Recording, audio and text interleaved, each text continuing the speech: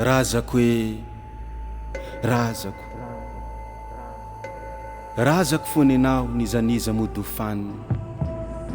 na mitsoka tahaky ninona aza ny rivo-pivoarana fa malagasy aloza zay vo kristianina ninninona zay mety ho lazako fa Madagaskara fona ny tany-razako tiako ny taninao fa misy fery tsy mety sitrana hatramizao zay mbola iaina ny taranakao razako razako e olana izay tena sardazaina izy ty satria tena saropady lazaina fa mirefarefa rehefa milaza azy nefa mampiady fa ny gasy rehetra mahatsapa ho mamiadany eny amin'ny fiarahamonina eny izy ary tena mampahonena fa tsy izy sahy miteny satria mikitikitika ny fiandrianam-pirenena razako marary be ny foko mahita gasy samy gasy misy ady mangatsika miantsy adim-poko hoe kotie vendrana matikambo merina voretra toliara-pagnaholo voalaza fa maherisetra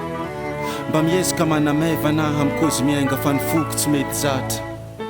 na resina toy ny sangisangy aza tsy poinsa fa mandratra ka oka hazava kotie zany tsy vendrana velively zany valay tsara ho ampitondra-ndreo ny fandimby reny kosa tsy azo lazaina tsy mahay ataovy an-tsaina koa ny merina zany tsy voretra ary sahako ny milaza fa tsy mahantra zany ny meriny arivo fa tsy arika zay ivoizina isan'andro fa babe ny mpanambola be ny mpagnarivo manana mpandraharaky aglahy maro karazany fa ny olon-dratsy manodina tantara mba ampy sarabazany razako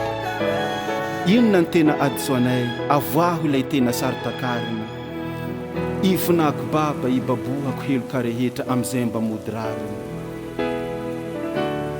samy tompony gasikara ny malagasy fa tsisy hoe mpindrany mamparary sofina ihany maheno ny Antananarivo misy miteny hoe tsy mampanofatra ny tanindrany ry Madagaskara so fantako fa tsy ny olona rehetra mahatsapa mararinao ilay nosy malala tsy manam-paharoa jereo izatony ny afarany tantaranao mampalahelo misy mitady hanjaka tokana handeha mihasina sy ny fomba mody lazainy devoly sy satana ireo razana sy ny tromba nefa heveriny tsy hainay fa hoe ity dia tany-razana tompo ny firaisan-kina fa tsy misarabazana nisy antolona teto hatr'izay noho ny tombotsompirenena zagiazagazana ankehitriny hitady hiverina ilay kozy miainga hoe tanindrana sy ny merina ny fiandrianam-pirenena tsy maintsy arovana ka izay mety hikitika azy tsy tokony lazaina fa izay mety holohany noho ny fihetsika tsy rariny mampisafoaka kosa mba tokony gadraina razako anjaranao manohy izay tsy azoko lazaina mila vonjy voninkiady aho fa tsy hoe kanosa be taraina mitsaoko razako masina ny tanin-razana